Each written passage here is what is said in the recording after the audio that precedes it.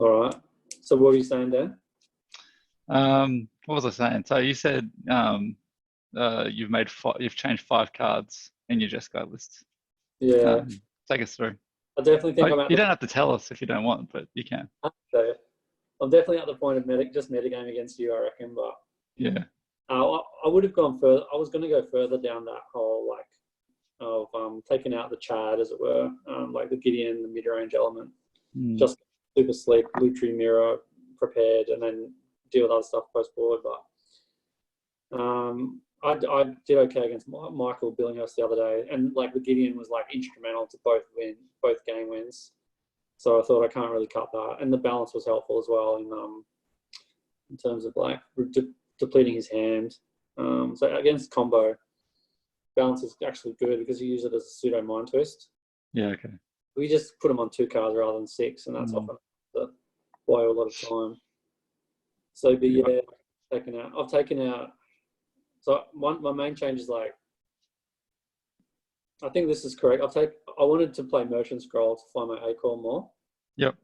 Because I think that's just the winning play. So I took out Force of Will for that. I think that's a good decision. Yeah. I was going to take out Balance, but I changed my mind about that. And I was going to depend on like an engineered explosives for ball control instead of Balance. Yeah. So that Balance was like bad against adventures, bad against planeswalkers, bad against companions, but again, it just kind of can mind twist people, and it can really save your bacon against mid-rangey board states and that. So, and I'm also, so yeah, I took out Force of Will to bring in Merchant Scroll, and I also don't mind losing 1 pitch counter because I've still got Force of Negation, and I've also brought in like Misdirection. Okay. as a pitch counter, because if people are playing A-Call, then I can use Misdirection to protect my Lutri target, like against. Yeah, that's good.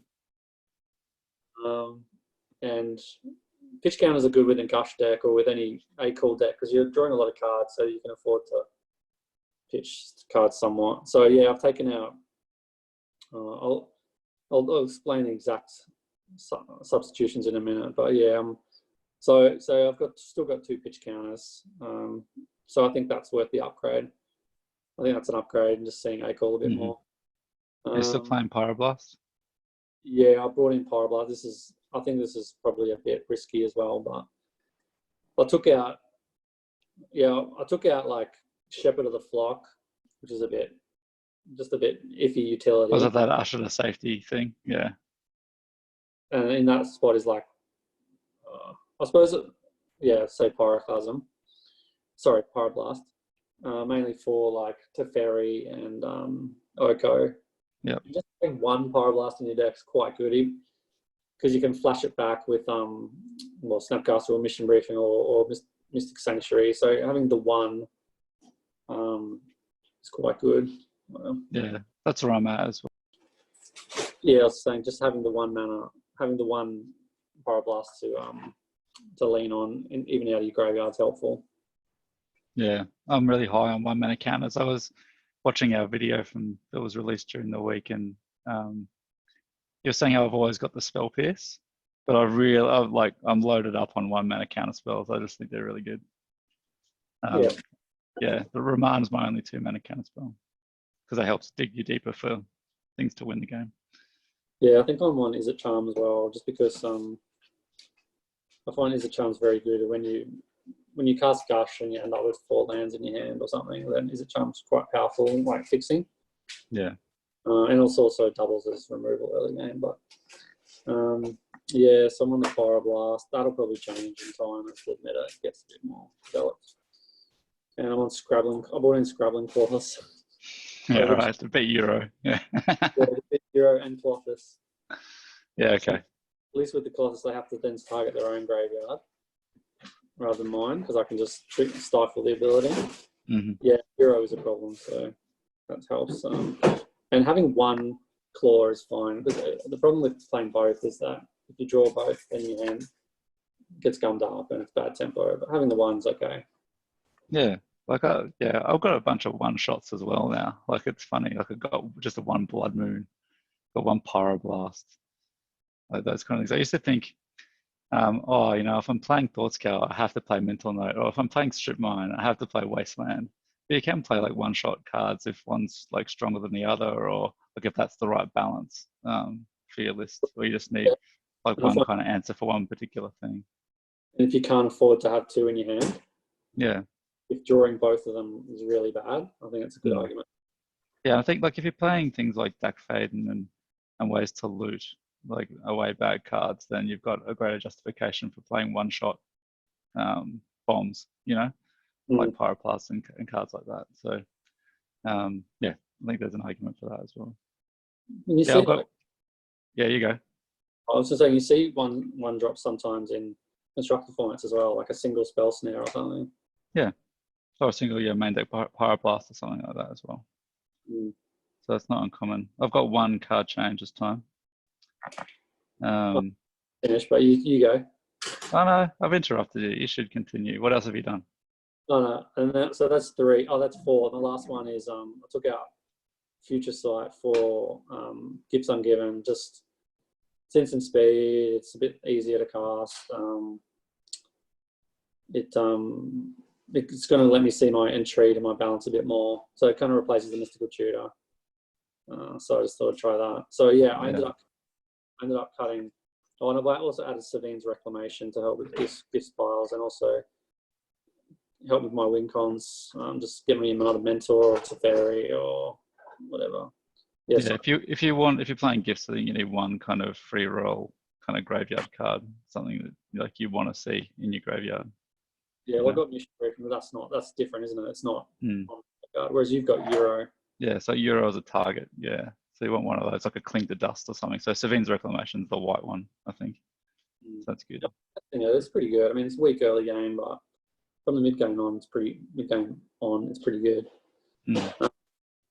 And yeah, it's funnily worded. Like you don't have to pay the full 5 mana flashback to get the 2 targets. Oh, really? You have to just play it from your graveyard. So if you use JBP to cast it from your graveyard for 3 mana, you still get the 2 copies. That's pretty good. Yeah, and you get a copy. So even if they counter it, you still get a copy. So, okay, cool. Yeah, that's handy. So I ended up, in summary, and I added, because Pyroblast came out of the board, I added Narset into the board as well.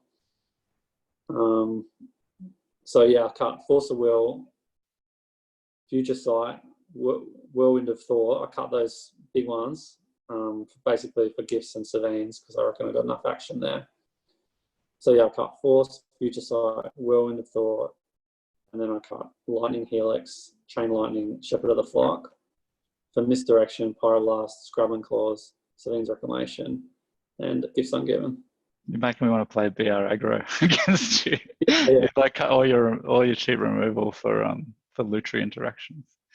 I think I might be in trouble tonight. Let's see how we go. Oh yeah, that's what I said. I might be over mitigating and have to dial it back a bit, but at least learn what works. And I think the Misdirection main deck could be good. Even that's good against aggro. Yeah. Just send a lightning bolt back. Yeah, it's good tempo. I mean, and the Chain Lightning, I often bought it out anyway because against a lot of decks are red, and if they send it back at you, it's just a risk.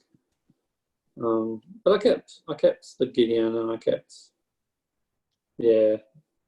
and I reason also that Lutri himself is decent against aggro as long as you can get to the 4 mana to kind of defend. But yeah, I mean, I'm not sold on any change. I think the last configuration was actually quite good. Yeah, you've done well in the tournament, so far, yeah. See if you can go all the way. So the only change I'm fairly confident in is I think Merchant Scroll and Gifts Ungiven are good, and I'll probably stick with them. But the other ones I might go back to Bolts and that. Yeah, I've been really happy with Gifts Ungiven. I think it's good in my list. I think it's I don't love tapping out for 4. And so having your 4 mana spell be instant speed, and it finds like an engine, it's an engine. That's why I replaced one of the like Whirlwind of Thought or whatever with it, because it is its own engine, Gifts, and it's one that has a lot of synergy with the rest of your deck. I mean, those cards are awesome, Future Sight and Whirlwind of Thought, because I only actually have, say, Whirlwind of Thought, right? That triggers off everything. I've only got 2 creatures that don't trigger it. The guy's adventure or whatever. Lutri doesn't trigger it, I suppose, but yeah, I just want to try it without. I just think I've got enough gas without it. And the Lightning Helix was there just to stabilize me because I had to tap out for those big bomb spells. Yep. Now I don't have to. So anyway, we'll see. Anyway, yeah. So what did you change? So you may disagree with this, but I cut Jace Prodigy because he just kept on getting killed. Yep. There's just too much two damage removal going around, I think, and so I replaced it with the Raw Scions, based on what Saab was doing. Yeah, I'll give you the approval. He would definitely approve of that move. Yeah, I may have conversed with him about it during the week. Yeah, just because it can't be, when he said it can't be Magmatic Sinkhole, I thought that was pretty good, and I can take advantage of the second +1. And it does need to be dealt with or it will win the game. So yeah, great name. I don't know.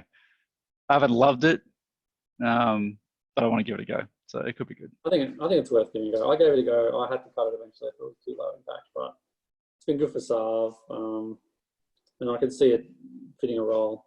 Yeah.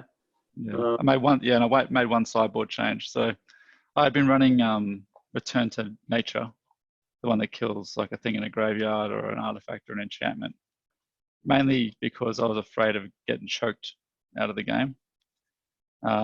But that's the fear, right? Like that's, there's an article called "Who's Afraid of the Big Red Circle," where you shouldn't like be afraid of a circle of protection red if you're playing mono red, because your opponent's like desperate to find the answer. And I was, if I'm playing against someone with a choke, they was desperate to find the choke, right? But I should just beat them before they find it. So I'm playing Narset instead. In the sideboard. I really wanted to get Narset in my main deck, but I just didn't have space for the 3 drops because I wanted to keep Gideon and added Savine, so I added too many 3s. Yeah, well, I think Narset is a pure control card, and so I want to have like damage bolted onto all my control cards if I can, or to be able to use them proactively. And so Narset doesn't really fit that bill, but it's a strategic moat in certain matchups, so in Lutri matchups and Acor matchups. So that's why it's a sideboard card, I think. Yeah, I'm less aggro than you. I'm not aggro control, so I can afford to have purely defensive cards. But yeah, you can't. The only other thing I'd say about JVP, I think that checking it out's fine. I think I agree with Saab and you that it is weak in game 1, but the reason I play it is because it's very powerful in game 2 and 3. When they take out the removal. That said, so I would now say that, and he's right, that removal's getting taken out a lot less now because you've got to keep stuff in against companions. So yeah, although it's not a great target for removal, but yeah, I'd still check out. Yeah, you're right. Lutri's a reason to keep your Lightning Bolt in now against control deck, whereas I'd take Lightning Bolt out, but. Yeah, I usually keep Lightning Bolt in because it kills Planeswalker. But I usually take Chain Lightning out. I thought when for a moment there when Wizards announced the banning of Lurrus in Vintage, I was going to get to like chuck out my Fire Ice again, but no such luck, right? So you're keeping Fire Ice for Lurrus, yeah. Yeah, you got to be able to kill the Lurrus. You don't beat that deck trying to fight the graveyard. You beat it by fighting Lurrus. Yeah, I'm a bit softer for that now, losing my Chain Lightning and my Lightning Helix, but we'll see. I got my Scrabbling Claws, so that's something. Yep. It's true. I do sort of incremental graveyard interaction is good. And you can take out the Black Lotus and stuff if you need to. Yeah. But I tend to agree with JVP. Yeah, he generally dies, but if he doesn't, it's very powerful. And in the balance deck with balance, it's very good. Without balance, or some kind of sweeper, it's less good. But I think it's fine. Yeah, I'm not sure. I'll give it a go and see which one turns out better. They fulfill a similar kind of role. So yeah. All right, let's see. Okay. Right.